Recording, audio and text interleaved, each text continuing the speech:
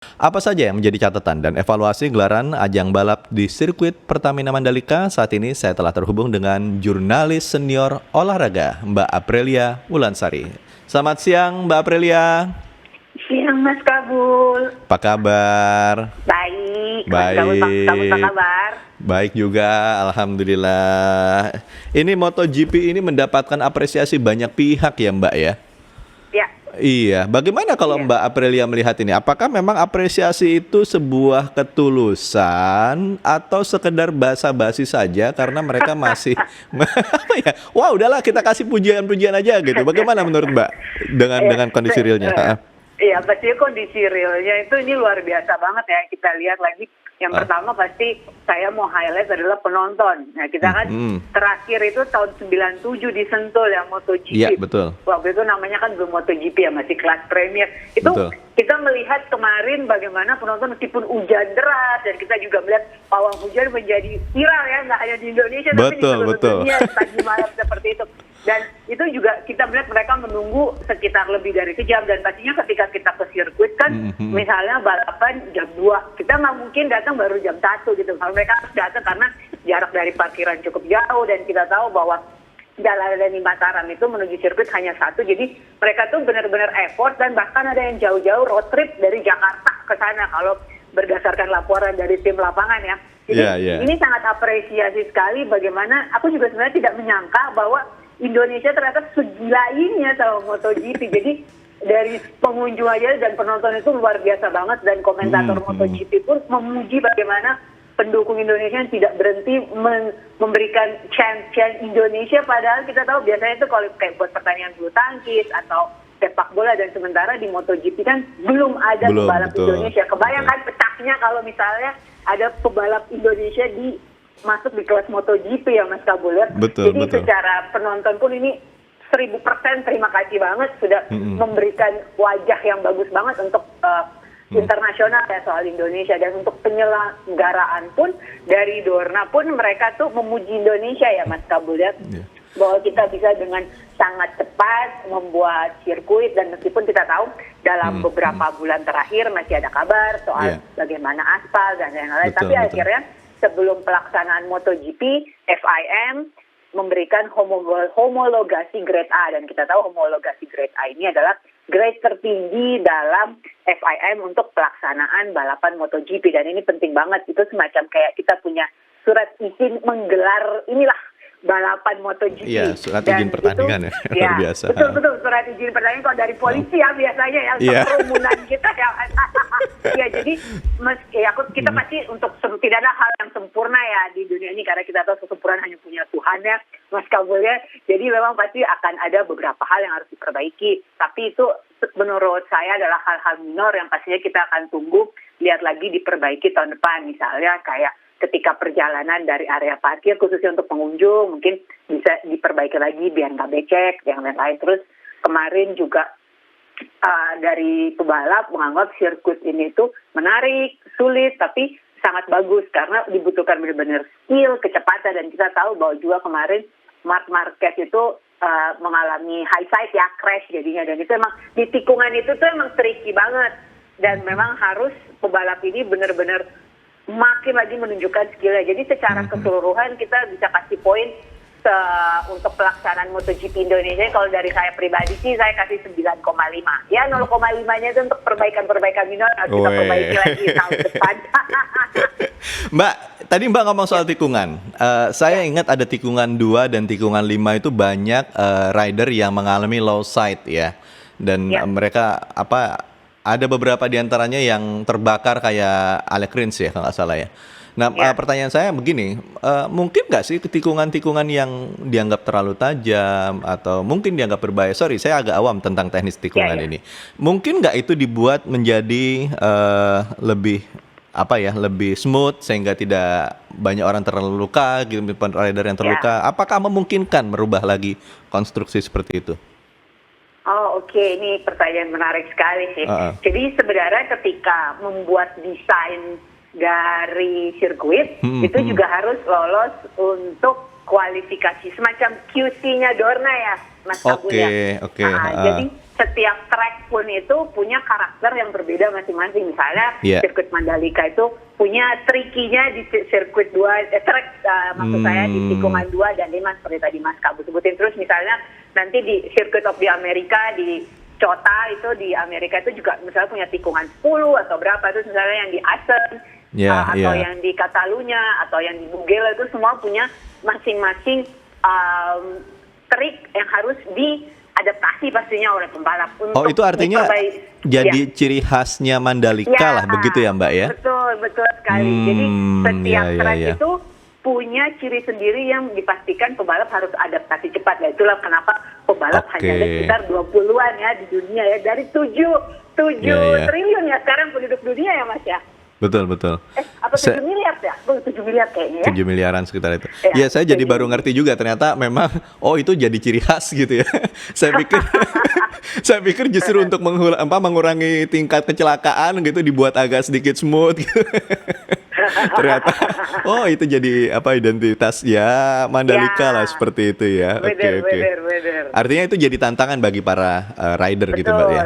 Betul sekali. Ada hal yang menarik Mbak, yang saya baca di sini adalah para marshal yang mendapatkan pujian, terutama dari race director Mike Webb ya, dari Federasi Motor Internasional. Dan ternyata para marshal ini adalah Karang Taruna, ya kan, Karang Taruna, Brimhop gitu. Jadi bukannya orang-orang yang memang profesinya adalah marshal. Bagaimana Mbak melihat seperti itu? Iya. Itu luar biasa sekali karena kan sebelumnya marshal ini sempat kita soroti ya. Betul. Seperti kita tahu marshal itu perannya penting banget kalau kita agak mundur dan kita agak geser sedikit cabangnya seperti ke F1 yang kalau mungkin Mas Kabul ingat Romain Grosjean itu tahun lalu sempat kecelakaan parah.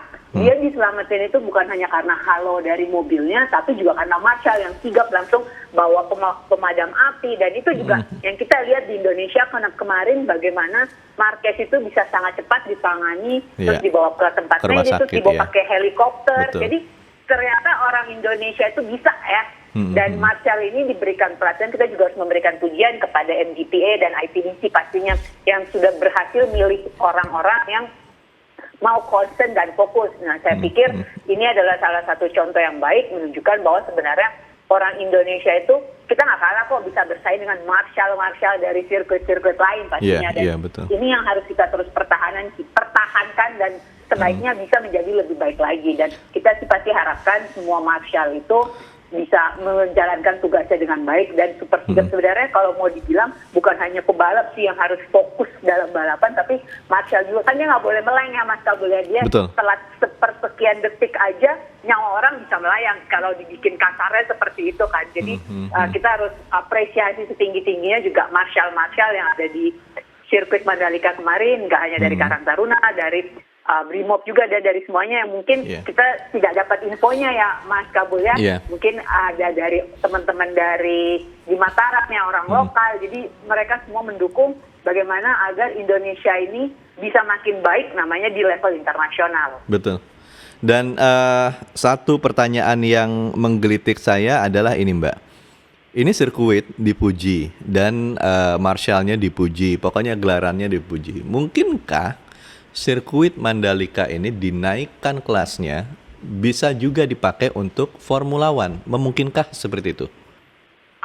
Oke.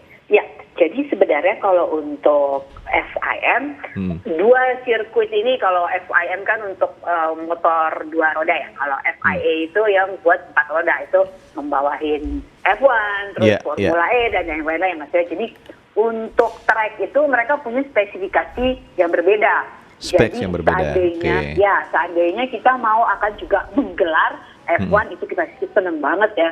Kita kayaknya untuk event balap itu Indonesia gila banget kan. Itu harus ada penyesuaian lagi karena F1 itu lebih kencang lagi, terus harus lebih lebar lagi. Jadi ada ukuran safety-nya ini itu dan yang lainnya. Jadi itu kalau mungkin listener mau Google terus penasaran apa sih yang beda, bisa download di situsnya FIA, itu semua ada standar homologasi A, dari FIA itu seperti apa untuk menggelar F1. Tapi sebenarnya mungkin kita bisa, tapi itu mungkin akan beberapa tahun ke depan ya Mas. Berapa tahun ya? Saya. Tapi artinya ini memungkinkan ya Mbak ya? Memungkinkan ya? Asal dananya ada, terus juga emang mau kita jadi. Cuma memang biayanya nggak kecil ya Mas ya. Ya kalau bahasa nyinyirnya begini Mbak, kita bikin IKN aja, insya Allah ada duitnya kok. Masa merubah ini menjadi Formula 1 nggak bisa gitu. Oh amin, kalau itu mah kita senang banget. Ya itu bahasa nyinyir. Betul. Kalau Indonesia bisa jadi tuan rumah F1 itu kalau menurut saya itu rekor banget. Rekor banget, iya. Makin bertambah lah kebanggaan kita sebagai orang Indonesia. Betul, betapa gilanya nanti itu ya. Ya, kenapa satu pertanyaan terakhir saya. Kita ini kan dikontrak 9 tahun ya Mbak ya. Nah, 9 musim lah istilahnya, seperti itu ya kalau nggak salah. Nah sekarang pertanyaan saya adalah, orang Indonesia itu terkenal dengan jago bikin, tapi tidak jago merawat. Nah sekarang, selama 9 musim atau 9 tahun itu, apa yang sebaiknya dilakukan supaya ini sirkuit kualitasnya makin bagus dan terawat gitu? Nggak kayak tempat-tempat olahraga yang kita bangun dan selesai begitu aja gitu. Oke. Ya, mungkin aku agak sedikit revisi 10 tahun ya Mas ya. 10 ya? Ceritanya. Ya, 10 tahun ya. Ya, jadi sebenarnya kalau untuk track itu mirip-mirip dengan sepatu Mas ya. Makin sering dipakai, maka akan semakin bagus. Sepatu ya? Jadi, jadi kalau kita tahu kan apalagi karena pandemi 2 tahun terakhir kita jalan keluar rumah, sepatu banyak yang jebol tiba-tiba kan ya Mas Kabul ya. Betul. Mungkin juga di sana ada yang ngalamin hal yang sama kayak saya dan Mas Kabul. Jadi sama ini halnya dengan track. Jadi kita kerap mendengar beberapa pebalap MotoGP mengungkapkan bahwa kita senang karena pebalap Moto2 dan Moto3 duluan balapan karena dia membersihkan aspal. Nah itu hal-hal kayak gitu semakin sering dipakai aspalnya akan makin bagus. Dan juga pastinya beberapa pekan lalu saya sempat wawancara dengan Direktur MGPA Mas Priadi. Beliau juga beliau menyatakan bahwa pastinya sudah disiapkan bagaimana untuk maintenance dari sirkuit Mandalika ini dan sudah banyak yang antri kata beliau yang mau ingin menggelar event di Mandalika. Saya pikir dengan adanya meskipun jauh ya, kita membuktikan meskipun jauh tapi ternyata banyak orang yang mau ke sini dan apalagi kita tahu dalam 1 tahun terakhir ini ke depan maksud saya akan ada WSBK juga pada November nanti, terus juga nanti ada balap 4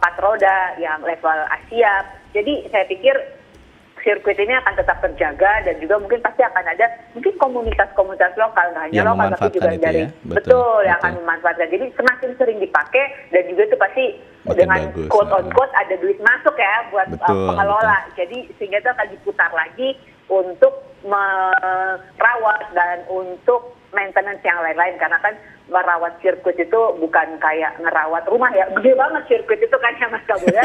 Terus diperlukan banyak orang dan apalagi jaraknya kan agak jauh dari Jakarta, jadi banyak banget biaya yang diperlukan sehingga pasti MGPA sama ICDC pasti sudah punya banyak rencana-rencana ke depan dan saya pikir juga mereka sudah memiliki rencana yang matang untuk bagaimana merawat dan agar Indonesia bisa terus menjadi tuan rumah MotoGP selama beberapa tahun ke depan dan kalau bisa mungkin kita dalam beberapa tahun juga udah jadi tuan rumah F1 ya Mas Kabul.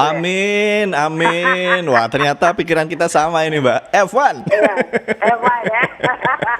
Baik. Terima kasih Mbak Aprilia Pulansari telah berbagi informasi, berbagi ilmu terkait MotoGP dan terkait dengan kendaraan-kendaraan yang menurut saya luar biasa kerennya ini. Sehat-sehat selalu Mbak Aprilia. Terima kasih Mas Kabul, sehat selalu.